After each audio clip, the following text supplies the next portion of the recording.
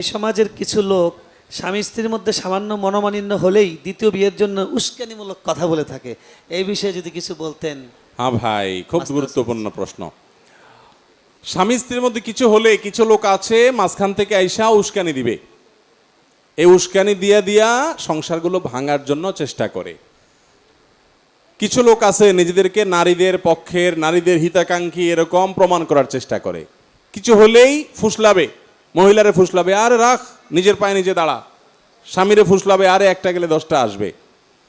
এইরকম উস্কানি দেওয়া মানুষগুলোকে আমি বলি মানুষরূপী শয়তান, মানুষরূপী ইবলিস। ইবলিস তার উপরে ভর করেছে, বা এটা ইবলিস মানুষের রূপ ধরে এসেছে। অন্তত ইবলিসীয় কর্ম এটা, যে দাম্পত্য জীবনে ফাটল সৃষ্টি করার জন্য উদ্যোগ গ্রহণ করে। মহিলাকে এসে বলবে, ভাবি আপনার ভাগ্যটা আসলে খারাপ ভাবি, আল্লাহ আপনারা যে চেহারা দিছে, যে সৌন্দর্য দিছে ভাবি, আপনার রাজপুত্রের মতো ছেলে পাওয়ার কথা। আহা, ভাবি তখন ফুলে ফেটে চিন্তা করে, হায় হায়, ঠিকই তো একটা অমানুষ আমার নসিবে পড়লো। এই তাদের মধ্যে একটা দূরত্ব তৈরি হয়ে যায়। আবার ছেলেকে দেখা গেল কেউ বলল যে ভাই আপনার মতো এরকম রাজপুত্রের মতো চেহারা, মাশাআল্লাহ, কোনটা আপনার নাই, কিন্তু ভাবি আসলে আপনার কেয়ার করে না। হা ভাইরা আমার, এই জন্য নবী করিম সাল্লাল্লাহু আলাইহি সাল্লাম বলেছেন যে মহিলাদের যে গুণ বৈশিষ্ট্য, কোনো পুরুষ যেন তার বউয়ের গুণ বৈশিষ্ট্য এগুলো অন্য পুরুষের কাছে গাল গল্প না দিয়ে বেড়ায়। অনেক পুরুষ আছে এমনভাবে গল্প দেয় বউয়ের ব্যাপারে, মনে হয় যে সে সুখের মহাসমুদ্রে আছে, আসলে বাসা সারাদিন চুলাচুলি হয়। বুঝেন নাই কথা? বেকুব পুরুষ যারা, তারা এটা শুনে এবার নিজের বউর ব্যাপারে মন খারাপ করে, হায় হায়, তাহলে আমারটা কি? এর বউ বলে এত তরকারি রাঁধতে পারে, এত আইটেমে ফিটা বানাতে পারে, হান করতে পারে, তান করতে পারে, আমারটা আর কি জানে। খবরদার, এগুলো সব ইবলিস করে থাকে। আল্লাহ রাব্বুল আলামিন আপনাকে যে স্ত্রী দিয়েছেন, যে স্বামী দিয়েছেন, তার মধ্যে ভালো গুণ খোঁজার চেষ্টা করবেন। মনে রাখবেন, পৃথিবীর প্রত্যেকটা মানুষ ইউনিক, প্রত্যেকটা মানুষের মধ্যে ইউনিকনেস আছে, পৃথক কিছু বৈশিষ্ট্য আছে যেগুলো অন্যের মধ্যে নাই। অতএব আপনার স্ত্রী আপনার চরিত্র হেফাজতে সহযোগিতা করে, শুধু এই একটি কারণে আপনি স্ত্রীর কাছে শুকরগুজার থাকা উচিত। ঠিক একইভাবে একজন স্ত্রী তার স্বামীর শুকরগুজার থাকা উচিত। যারা এই একে অন্যের বিরুদ্ধে ক্ষিপ্ত করে দেয়, উস্কে দেয়, এগুলোকে কানে নেওয়া উচিত না, সিরিয়াসের সাথে ভাবা উচিত। কত সংসার ভেঙে খান খান করে দিছে, এবার মহিলা রাস্তা রাস্তা ঘুরছে, অথবা তালাক দিয়ে পুরুষটা দেখা গেল রাস্তা রাস্তা ঘুরছে। বেশিরভাগ তালাক দেওয়া মানুষগুলো, আমার ব্যক্তিগত ক্ষুদ্র অবজারভেশন, যে মনে করে বিয়ে যতদিন থাকে ততদিন মনে করেন একটা অমানুষের সাথে আছে, আমি এর সাথে পৃথক হয়ে গেলে এর থেকে মনে হয় আমি সুখ শান্তি পাবো। একটা পর্যায়ে অনেক দিন পরে এসে মাসালাটা জিজ্ঞাসা করতে আসে, হুজুর আমাদের একসাথে হওয়ার কোনো সুযোগ আছে কিনা। আর ম্যাক্সিমাম মানুষ এক সময় পরে বুঝতে পারে যে তার দোষগুলো দেখছি, অনেক গুণ ছিল যেগুলো আমি দেখি নাই, তখন মিশতে চায়। আর তালাক দেওয়ার সময় এমন তালাক দেয়, বউরে দেয়, বোর 14 গোষ্ঠী সহ দেয়। 3 তালাক দেয় না, বলে 3000 তালাক, আরও কি বায়ন তালাক, সালন তরকার, সিম তালাক, বিভিন্ন তালাক দেয়।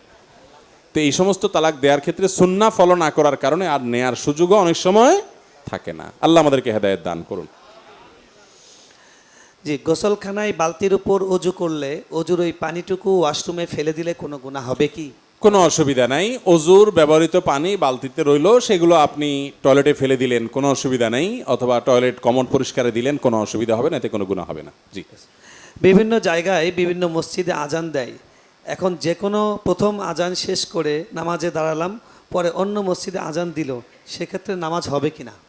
কোনো অসুবিধা নাই। ওয়াক্ত হয়ে গেছে, আজান হয়ে গেছে, আপনি জামাত শুরু করবেন, এরপর অন্য জায়গায় যদি আজানও হয় তাতে কোনো অসুবিধা নাই, আপনার নামাজের কোনো অসুবিধা হবে না। আর বাংলাদেশে এক এক মসজিদে এক এক সময় আজান দেয়, যদিও একটা টাইমে যদি বা কাছাকাছি টাইমে যদি আজান দেওয়া হতো সেটা ভালো হতো, কিন্তু পৃথক পৃথক টাইমে আজান হয়, তাতেও সুবিধা আছে যে এক জায়গায় মিস হলে আরেক জায়গায় জামাত পাওয়া যায়। জি হুজুর, আমার প্রশ্ন হলো, আমার একটা নীল পাঞ্জাবি আছে, আমি প্রতি জুমায় পাঞ্জাবিটা পরে সালাত আদায় করি এবং আল্লাহর রহমতে প্রচুর দাওয়াতও পাই।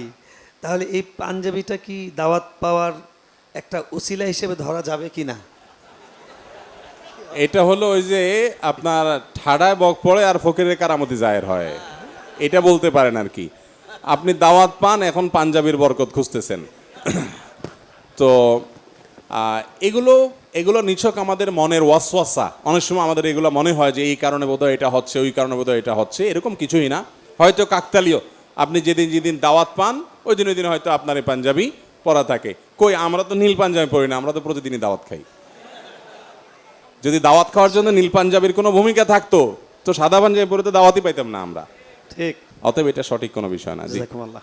এখনকার বেশিরভাগ মসজিদে সম্মানীয় হুজুররা শুধুমাত্র স্বামীর প্রতি স্ত্রীর দায়িত্ব কর্তব্য পালনের কথা উল্লেখ করেন, কিন্তু স্ত্রীর প্রতি স্বামীর দায়িত্ব ও কর্তব্য পালনের কথা উল্লেখ করেন না, এবং বাবা মার প্রতি সন্তানদের দায়িত্ব কর্তব্যের কথা বলেন।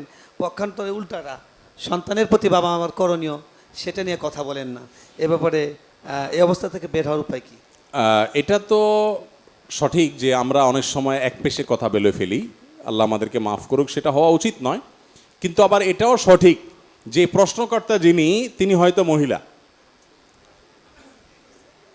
যদি মহিলা হয়ে থাকেন তাহলে আমি তাকে প্রশ্ন করব পাল্টা, যে আপনার দরকার কোনটা? স্বামীর অধিকার জানা না স্ত্রীর অধিকার জানা? কোনটা দরকার? একজন মহিলার জন্য কোনটা জানা দরকার? স্বামীর হক জানা দরকার। কারণ স্বামীর হক যদি কোনোটা আদায় না হয় তাহলে আল্লাহর কাছে ধরা খাইতে হবে। আপনার হক এটা জানা দরকার আপনার স্বামীর, এটা তো আপনার জানা দরকার না, বা এটা জানার পরে আগ্রহ থাকার দরকার না। কারণ আপনার হক যদি আপনার স্বামী আদায় না করে তাতে আপনার লস নাই, তার লস, সে আল্লাহর কাছে ধরা খাবে। ঠিক না ঠিক? ডক্টর খন্দকার আব্দুল্লাহ জাহাঙ্গীর রহমাল্লাহ বলতেন, আমরা আজকাল সবাই অধিকার সচেতন, আমরা বেশিরভাগ মানুষ দায়িত্ব সচেতন না।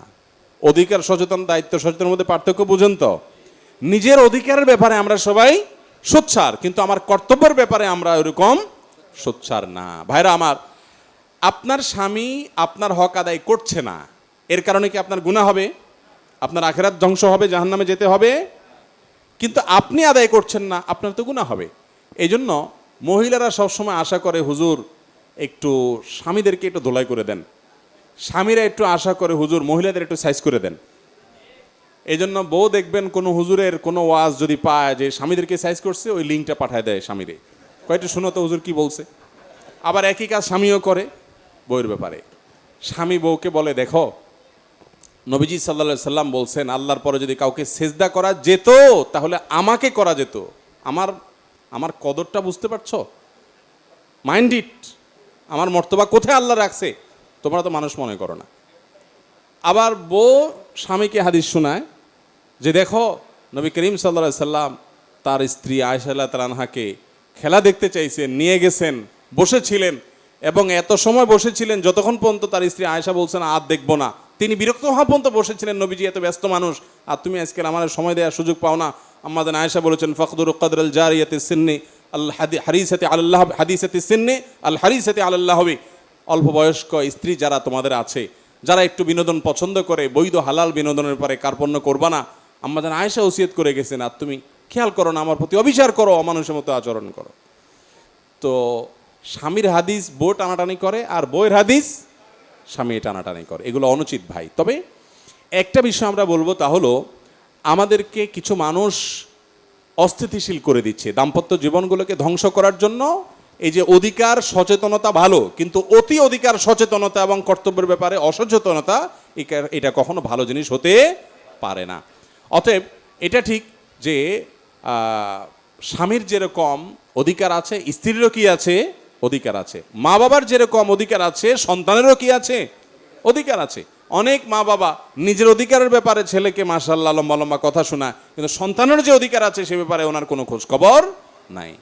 মা বাবা সন্তানের অধিকার নষ্ট করলে তারাও আল্লাহর কাঠগড়ায় আসামি হয়ে দাঁড়াতে হতে পারে। অতএব সবাই যার যার উপর অর্পিত দায়িত্ব পালন করে পারে সচেতন থাকতে হবে, স্বামীকেও, স্ত্রীকেও, বাপ মাকেও, সন্তানকেও। আল্লাহ তাআলা আমাদের সবাইকে দায়িত্ব সম্পর্কে সচেতন হওয়ার তৌফিক দান করুন। আমার বিবাহের ওয়ালিমার দিন সকালে আমার বাবা মারা যায়, এবং সেদিনে আমার স্ত্রী তার বাবার বাড়ি চলে যায় আর ফিরে আসেনি। 1 মাস পর সে অন্য জায়গায় বিবাহ করে, আমার সাথে এখনও তার তালাক হয়নি। এখন আমি যদি বিবাহ করতে চাই তাহলে কি করতে হবে? যদি বিয়ের পর তালাক হওয়া ছাড়া স্ত্রী চলে যায় এবং তিনি ওই মহিলা অন্যত্র বিয়ে হয়, তাহলে সেক্ষেত্রে তার পরের বিয়েটা বাতিল, পরের বিয়েটা হয়নি, এবং সেখানে অবৈধ সম্পর্ক হচ্ছে, জেনা হচ্ছে, বরং তিনি এই ভদ্রলোকের স্ত্রী হিসাবে আছেন। এই অবস্থায় তিনি আরেকটা বিয়ে করতে কোনো অসুবিধা নাই। এটা তার একটা স্ত্রী আছে, ফাও আর কি বলতে পারেন, নাম কাওয়াস্তে আছে আর কি।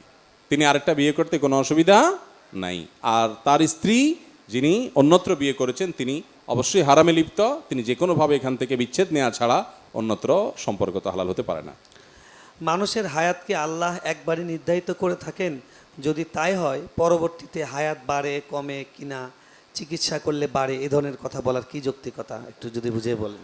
এ সম্পর্কে একটি হাদিস সম্ভবত ইবনে তাইমিয়া রাহিমাহুল্লাহ বা ইবনুল কাইয়িম রাহিমাহুল্লাহ উল্লেখ করেছেন তাকদীর সম্পর্কে, যে আল্লাহ রাব্বুল আলামিনের কাছে সকল তাকদীরই চূড়ান্ত, কিন্তু তাকদীরের যে লেখক ফেরেশতারা আছে তাদের কাছে তাকদীর দুই প্রকার, একটা তাকদীরে মোবরাম আর একটা গায়রে মোবরাম, একটা চূড়ান্ত একটা অচূড়ান্ত।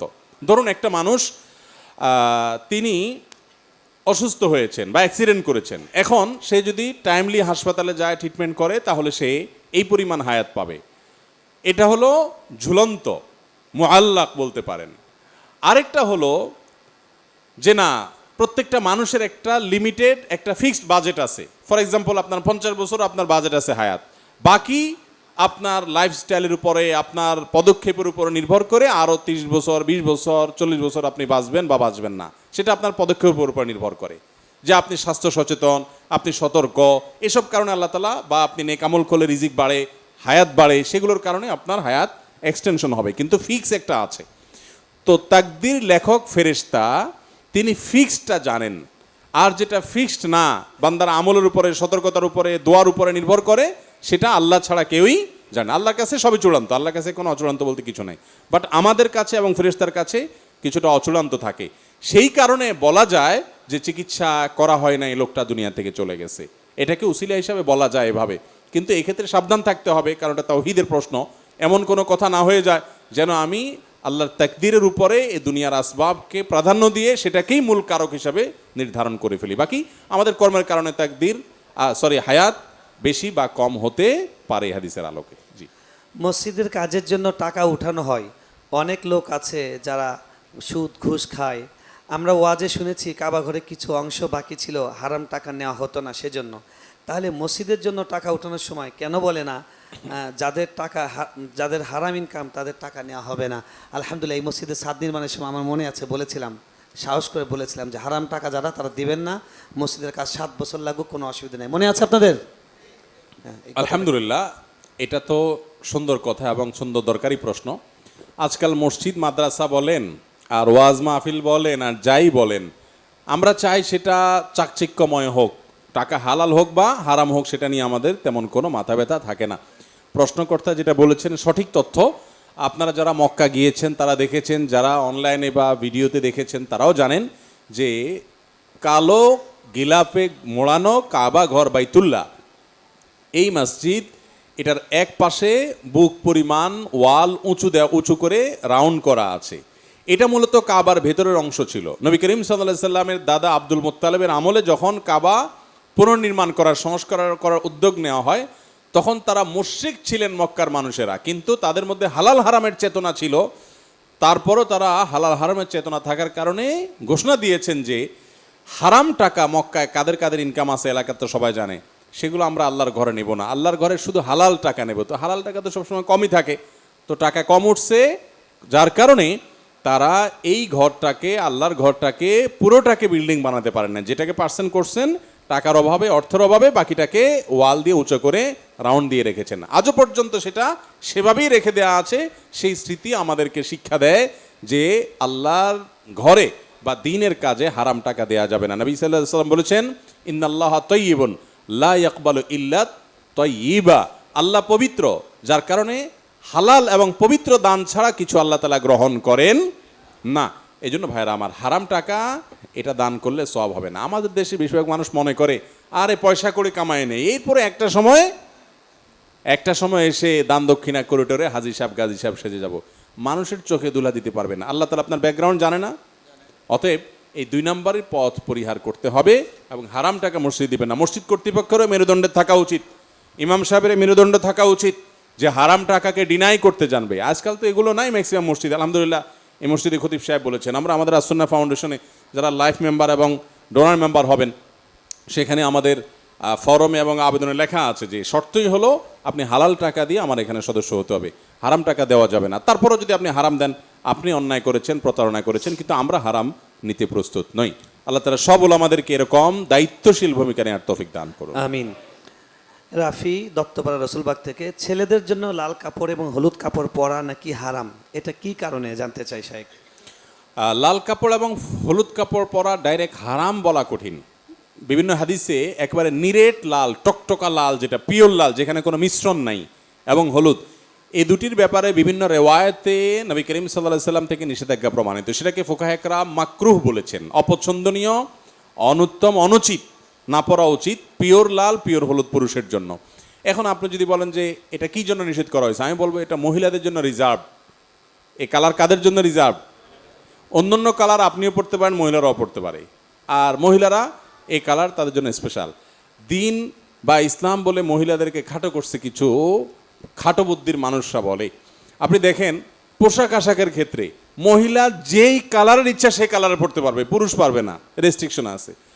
রেশম বলেন, সিল্ক বলেন, মহিলা পড়তে পারবে, পুরুষ পড়তে পারবে না, রেস্ট্রিকশন আছে। স্বর্ণ মহিলা পড়তে পারবে, আর পুরুষে বলা আছে তুমি শুধু চায়া চায়া দেখবা চান্দু, তুমি পড়তে পারবা না, তুমি শুধু চায়া চায়া পকেটের টাকা দিয়ে কিনা দিবা, পড়বে উনি, দূর থেকে বা কাছে থেকে চায়া চায়া শুধু দেখবা, বাস, খবরদার, পড়ার সুযোগ নেই। এরপরে বলে মহিলাদের ছোট করছে বলেন। জি। একজন নারী তার স্বামীর শরীয়তসম্মত 95% কথা মেনে চলে না, কিন্তু ইসলামী সংগঠনের সাথে জড়িত, সব সময় সংগঠনের কাজে সময় দেয়, 5 ওয়াক্ত নামাজ ঠিক মতো আদায় করে না, বেশিরভাগ সময় নামাজ কাজা হয়, স্বামীকে না বলে যখন তখন বাইরে যায়, মোবাইল নিয়ে সবসময় ব্যস্ত থাকে, তাকওয়া পর্দা দুটোই কম। মোট কথা স্বামী তার উপর অখুশি থাকে। কোরআন হাদিসের দৃষ্টিকোণে বুঝিয়ে বলতেন। দেখুন ভাই, দিন কিন্তু মানুষের নিজের প্রবৃত্তির অনুসরণ করার নাম না। আমার একটা কিছু ভালো লাগলো আর করতে থাকলাম মন মতো, খেয়াল খুশি মতো, না, সেটা না।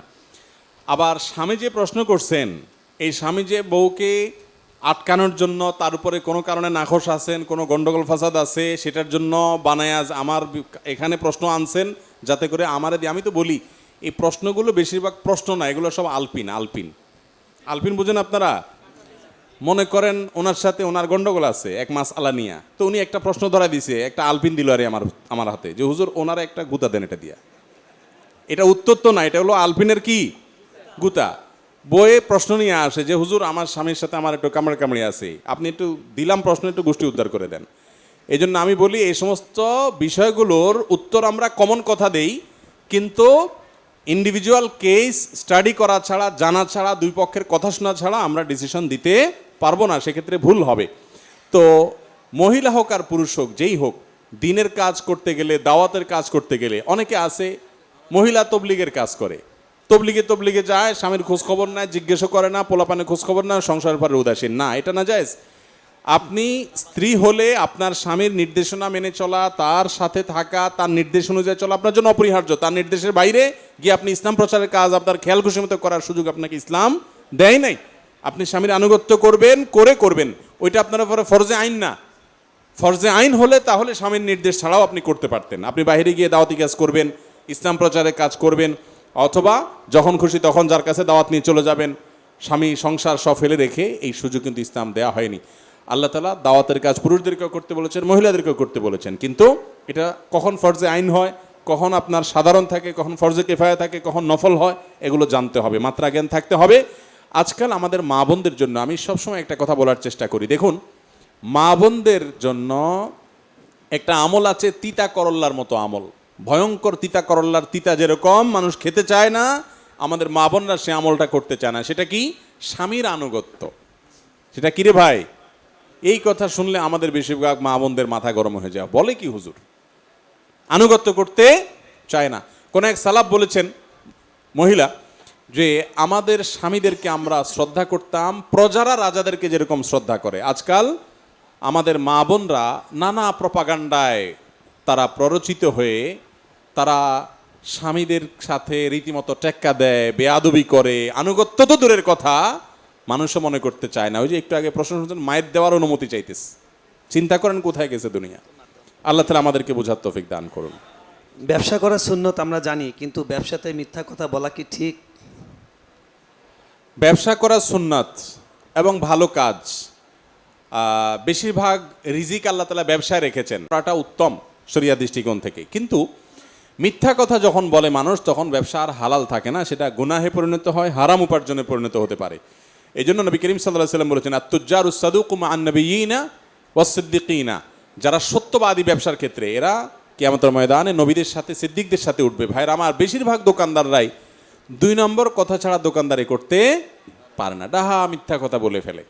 হ্যাঁ, অনেক সময় দেখা যায় দাড়ি পাকা মানুষ, মাথায় টুপিও আছে, নামাজ কালামও পড়ে মাশাআল্লাহ, কিন্তু ঝাঁপটা টেনে দিয়ে ইন্ডিয়ান মশারি আর দেশি মশারি মিক্স করে তারপর দেশি মশারি বলে বেশ আছে না নাই?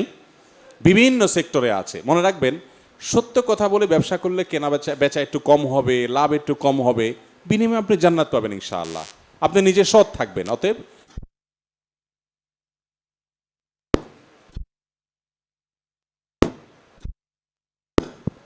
স্বপ্নে বাবা মাকে দেখলে কি ফজিলত হয়? ব্যাখ্যা চাই। প্রফেসর মোহাম্মদ হারুনুর রশিদ, আমাদের সম্মানিত সভাপতি, তিনি প্রশ্নটা করেছেন।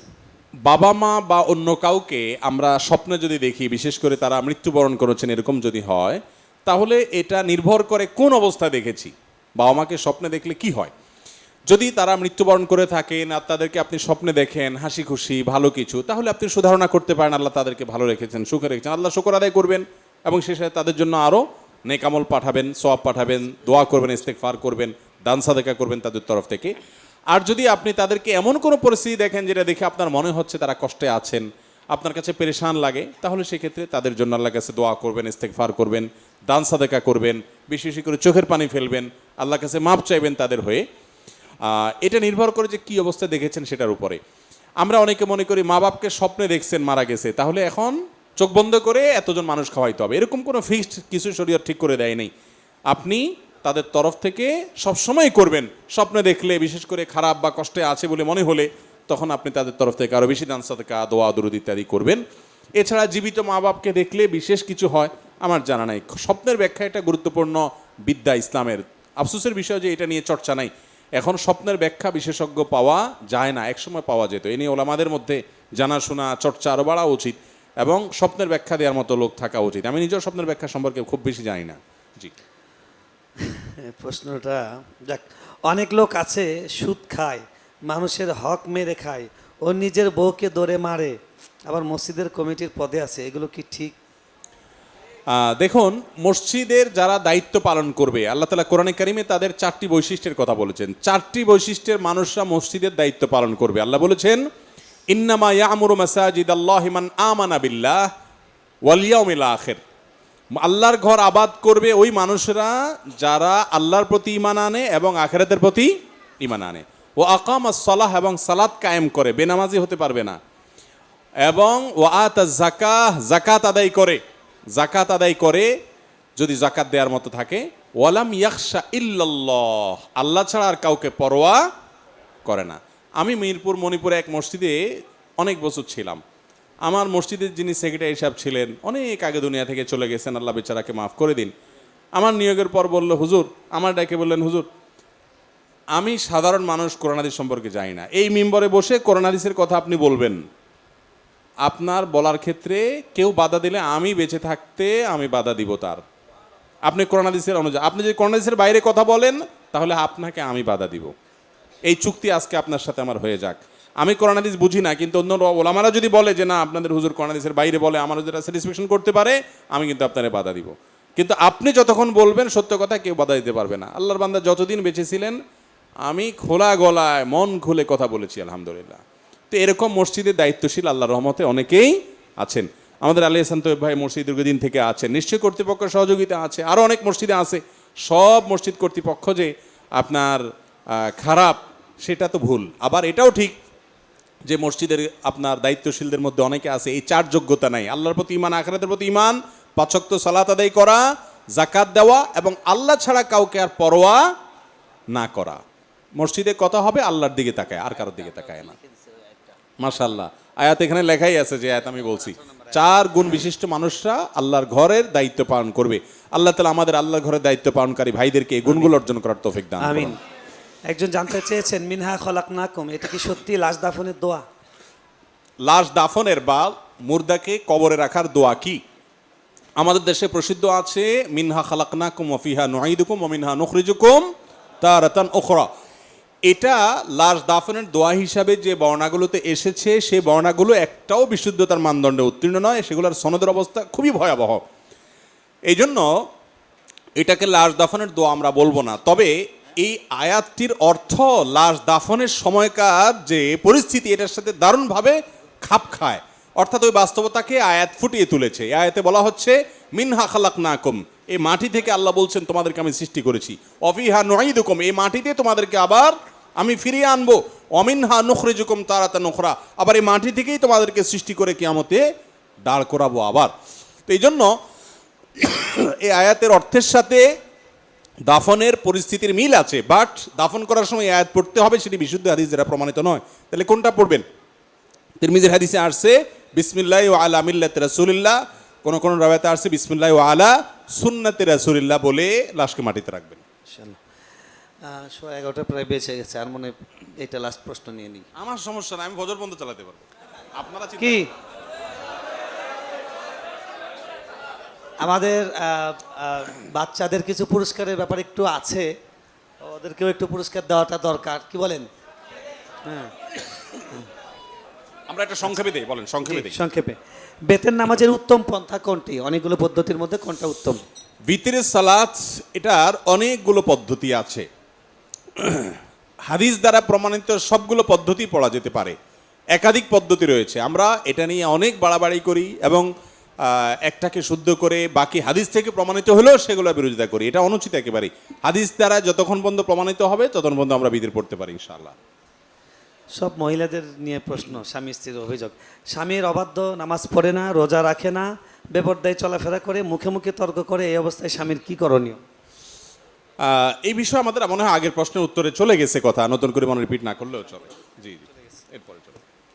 একজন জানতে চেয়েছেন যে পাত্রী দেখতে গেলে তো তখন পাত্রীর চেহারা, হাত দেখতে হয়, কথা বলতে হয়, তাহলে তখন তো বিয়ে হওয়ার আগ পর্যন্ত উনি গায়রে মাহরাম, এই ক্ষেত্রে গুনাহ হবে কিনা, ছেলের এবং মেয়ের গুনাহ হবে কিনা? বিয়ের জন্য পাত্রপাত্রী একে অন্যকে দেখতে পারে। নবী করিম সাল্লাল্লাহু আলাইহি সাল্লাম একজন বিয়ে করতে চাইছেন, তাকে বলেছেন ফানজুর ইলাইহা, তুমি তাকে দেখে নাও।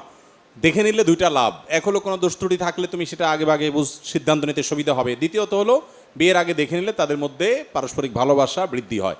এই জন্য দেখে নেওয়া এটা জায়েজ আছে, বরং সুন্নাহ। তো এমনিতে তো দেখা জায়েজ নাই, কিন্তু কোনো মেয়েকে যখন বিয়ের সিদ্ধান্ত নিবেন, কোনো মেয়ে কোনো ছেলেকে বিয়ের সিদ্ধান্ত নিবে, তখন বিয়ের ব্যাপারে প্রাইমারি কথাবার্তা শেষ, এখন শুধু দেখাদেখির পর্যায়ে পছন্দ হলে করবে, তাহলে সেক্ষেত্রে একে অন্যকে দেখাতে কোনো অসুবিধা নাই। কিন্তু তাই বলে এই না যে পাত্রীকে পাত্রের 14 গোষ্ঠী পুরুষরা সবাই দেখবে, সেটা কিন্তু জায়েজ না।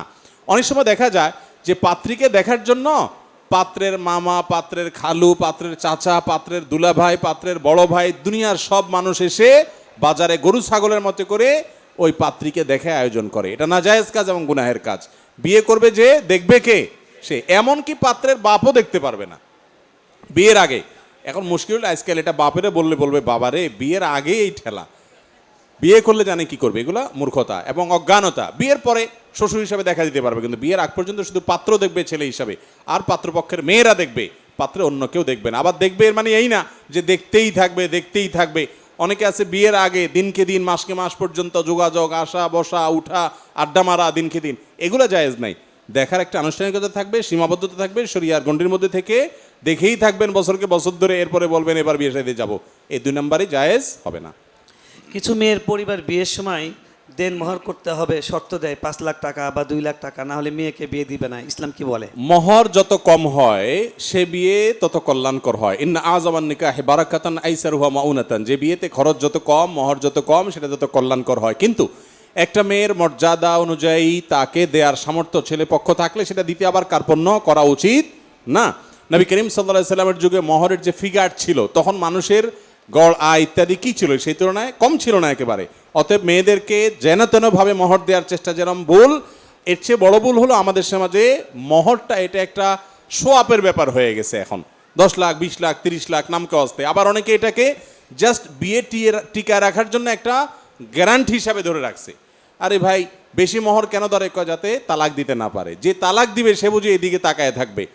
তো বিয়ের আগেই যদি নেগেটিভ চিন্তা করেন সংসার টিকবে কিভাবে? এই জন্য মেয়ের বাবারা মহারণা কমায় দেন, অর্থাৎ কমায় দেয়া বলতে এটাকে সহনীয় পর্যায়ে নিয়ে আসেন, যাতে করে বিয়ে সহজ হয়। বিয়ে কঠিন করবেন, জেনা সহজ হয়ে যাবে। জি, এই প্রশ্নটা কয়েকজন করেছেন। আরও একটা চিরকুট এসছে, সৌদি সরকার মহিলাদের হজ উমরার জন্য মাহরাম ছাড়াই অনুমতি প্রদান করেছে। এটা এই শরীয়ত কি বলে? নারীরা আসলেই কি মাহরাম ছাড়া যেতে পারবে? মাহরাম ছাড়া মহিলারা হজ এবং ওমরা করতে আগে সৌদি সরকারের পক্ষ থেকে আইনিভাবে বাধা ছিল, যার কারণে আপনি সৌদি অ্যাম্বাসিতে ভিসার জন্য পাসপোর্ট জমা দিলে, কোনো মহিলার পাসপোর্ট জমা দিলে সাথে একজন মাহরামের পাসপোর্ট থাকতে হতো, দেখাতে হতো যে উনি ওনার মাহরাম, তারপরে ভিসা পাইতো। এখন সৌদি সরকার এই শর্ত তুলে দিয়েছে। আমি বলি, সৌদি সরকারের যদি ফিনান্সিয়াল কোনো টার্গেট থাকে যে আমার বেশি বেশি হাজি আসলে ডলার বেশি আসবে দেশে, তাদের সে উদ্দেশ্য যদি থাকে, তারা সেই কারণে তাদের আইন পরিবর্তন করতে পারে, কিংবা তাদের কোনো কারণে দৃষ্টিভঙ্গি চেঞ্জ করতে পারে, বৈশ্বিক কোনো পলিটিক্সের কারণে তারা তাদের দৃষ্টিভঙ্গি চেঞ্জ করতে পারে। কিন্তু শরীয়তের বিধান এটা সৌদি সরকার কেন, পৃথিবীর কোনো সরকারের ডিসিশনে চেঞ্জ হবে। খোদ সৌদি আরবের ওলামা একরামই এটাকে জায়েজ বলেন না, এবং সারা বিশ্বের বেশিরভাগ ওলামা একরাম এটাকে জায়েজ বলেন না। নবী করিম সাল্লাল্লাহু আলাইহি সাল্লাম বলেছেন, লা তুসাফিল মারআতু ইল্লা মা আদিমা হারামিন, কোনো মহিলা মাহরাম ছাড়া সফর করবে না। এই হাদিস শোনার পর এক সাহাবী বলেন, ইয়া রাসূলুল্লাহ, আমি তো আপনার সঙ্গে জিহাদে যাওয়ার জন্য নাম লেখাইছি। নবী সাল্লাল্লাহু আলাইহি সাল্লাম বলেছেন, তোমার জিহাদে যাওয়া লাগবে না। ও, তিনি বলেছেন নাম লেখাইছি জিহাদের জন্য, এদিকে আমার স্ত্রী হজ করতে গেছে। নবী সাল্লাল্লাহু আলাইহি সাল্লাম বলেছেন, তুমি স্ত্রীর সাথে হজে যাও, তোমার জিহাদে যেতে হবে না। তার মানে কি, মাহরাম ছাড়া মহিলারা সফর করবে না। এখন আপনি বলবেন মহিলাদের উপরে সব বাইন্ডিংস। আরে ভাই, আমি সবসময় বলার চেষ্টা করি, মহিলাদেরকে আল্লাহ তাআলা কি সম্মান দিয়েছেন, যে পুরুষ তুমি হজে যেতে চাও চলে যাও, তুমি বিপদে পড়ো না, অ্যাক্সিডেন্ট করো না, ঠ্যাং ভাঙে, তোমারটা তুমি বুঝে পড়াও। কিন্তু মহিলা হজে যাবে, খবরদার স্বামী ভাই তোমরা কেউ না কেউ সাথে যাও, টেক কেয়ার করো। তার প্রেসিডেন্টের মতো, যে প্রেসিডেন্ট যাচ্ছে তার সাথে গার্ড থাকতে হবে। আচ্ছা, আমাদের মহামান্য প্রেসিডেন্ট যদি বলেন যে আমি কালকে একটু কারওয়ান বাজারে গিয়া মন খুলে একটু তরকারি বাজারে হাঁটবো, একটু এই বন্দি জীবন আর ভালো লাগে না, উনি মাঝে মধ্যে বক্তব্য বলেনও, যদি উনি বলেন যে তোমরা সব গার্ড টার্ড সরে যাও, আমি একটু লোকাল বাসে উঠবো, কতদিন একটু উঠি না, ওনাকে এই অনুমতি দিবে? গার্ডরা কোনো অবস্থাতে বঙ্গভবন থেকে বলবে না স্যার, আপনাকে বাইরে দিলে তো আমার চাকরি নট হয়ে যাবে, জোর করে হলেও আটকাবে। তো এর মানে কি ওনাকে বন্দি করে রাখা, নাকি সম্মানের কারণে? অতএব নারীকে মাহরাম সাথে রাখার যে নির্দেশ, সেই সম্মানের কারণে। এখন অনেকে বলেন আধুনিক যুগ, এই সুবিধা আছে ওই সুবিধা আছে, শরিয়া সকল যুগের জন্য। অতএব এটাই গ্রহণযোগ্য মত যে মহিলারা হজ ওমরা করার জন্য মাহরাম সাথে নিয়ে যাবেন। মাহরাম নাই, আপনি বাসায় বসে এশাকে নামাজ পড়বেন, ওমরা সওয়াব পাবেন ইনশাআল্লাহ। জি, এ ধরনের কমন একটা বিষয়। আমি যখন বিয়ে করেছি তখন আমার বয়স 20 বছর, আমার স্ত্রীর বয়স 19। এক পর্যায়ে দুজন ঝগড়া করে রাগের মাথায় একে অপরকে একত্রে 3টি তালাক দিয়েছিলাম। পরবর্তীতে এর ভয়াবহতা জানতে পেরে আল্লাহর কাছে তওবা করেছি, এখন আমরা সুখে আছি। তালাক দিয়েছিল কিন্তু সুখে সংসার করছে, দুজন দুজনকে প্রচুর ভালোবাসি। এখন আমাদের করণীয় কি? আল্লাহ কি আমাদের মাফ করবেন? ভাই, তালাক এমন একটা জিনিস, এটা তওবা করে ফিরে আসার জিনিস না। তালাক যদি প্রত্যাহার করার মতো হয়, প্রত্যাহারযোগ্য তালাক হয়, তাহলে সেক্ষেত্রে তওবা ছাড়াই আপনি প্রত্যাহার করলেই প্রত্যাহার হয়ে যাবে। অনেক সময় দেখা যায় তালাক 3 বার না কয়েকবার দেওয়া হয়ে গেছে, 2 মাস পর পরই তালাক দেয়, 4 মাস পর পরই তালাক দেয়, এরপরে হুজুর ডাইকে আনে তওবা পড়ায়। দুনিয়ার সমস্ত হুজুর একসাথে হইয়া মক্কার হারামের ইমাম সাহেব আইসাও যদি তওবা পড়ায়, তো এই তালাক যদি একবার হয়ে যায় এবং 3 তালাক যদি হয়ে যায়, তাহলে সেক্ষেত্রে সেই বিয়েকে নতুন করে জোড়া লাগানোর সুযোগ থাকবে না। এটা খুব ভয়ঙ্কর একটা ব্যাপার ভাই। এজন্য আল্লাহর ওয়াস্তে তালাক দিতে চাইলে ঠান্ডা মাথায় চিন্তাভাবনা করে, ওলামাদের সাথে পরামর্শ করে, তারপরে সুচিন্তিতভাবে তালাকের ডিসিশন নেবেন। দেখেন, কেন হায়েজ অবস্থায় তালাক দেয়া নিষেধ? হায়েজ থেকে পাক হবে, সে পবিত্রতার পর শারীরিক সম্পর্ক হবে না, তার আগে আগে তালাক দিতে হবে। তার মানে কি, শারীরিক চাহিদা থাকবে, এরপরও তালাক দেওয়ার ডিসিশন নিলে বুঝতে হবে এটা বুঝে শুনে তারপর সে ডিসিশন নিয়েছে। এই জন্য শরীয়ত তালাক যাতে সুচিন্তিত হয় তার জন্য অনেকগুলো পদক্ষেপ নিয়েছে। বারবার তালাক দিয়েছেন, 3 তালাক হয়ে গেছে, যতই ভালোবাসেন আর একত্রে বসবাস করতে পারবেন না। তারপরও তালাকের মাসালা এভাবে সংক্ষিপ্ত ভার্সনে প্রশ্ন উত্তরে কখনো করবেন না। এটার জন্য ফতোয়া বিভাগে যাবেন, ওলামাদের কাছে যাবেন, দীর্ঘ বিস্তারিত বিবরণ জানিয়ে তারপর উত্তর নেবেন। জি, অনেকগুলো প্রশ্ন করেছেন ইসলামী আন্দোলন নিয়ে, একটা দিচ্ছি, এটাই শেষ প্রশ্ন। ইসলামী আন্দোলন করা কি ফরজ? ইসলামী আন্দোলন করা বলতে যদি বুঝান আপনি যে ইসলামের জন্য কাজ করা, কল্যাণ করা, তো এটা তো অবশ্যই করা একটা জরুরি কাজ। সাধ্য অনুযায়ী আমর বিল মারুফ নাহিল মুনকার করতে হবে কি হবে না? সৎ কাজের আদেশ অসৎ কাজের বাধা প্রদান করতে হবে না? এবং সৎ কাজের আদেশ করে মানুষকে নেকির পথে আনার জন্য সর্বাত্মক চেষ্টা থাকতে হবে। এবং অন্যায় কাজ থেকে বাধা প্রদান করার মানসিকতা থাকতে হবে। এটা প্রত্যেকটা মুসলমানের জন্যই সাধ্য অনুযায়ী কখনো ফরজে আইন হয়, কখনো ফরজে কেফায়া হয়, কখনো নফল হয়, এটা অবস্থা ভেদে চেঞ্জ হয়। অতএব দিনের কল্যাণ কামনা করা, দিন দুনিয়াতে যাতে জিন্দা হয় সে চেষ্টা করা, এটা সাধ্য অনুপাতে অবস্থা ভেদে আল্লাহর বিধান হিসাবে আমাদের উপর আরোপিত হয়। চ্যানেলটি সাবস্ক্রাইব করে আমাদের সঙ্গেই থাকুন।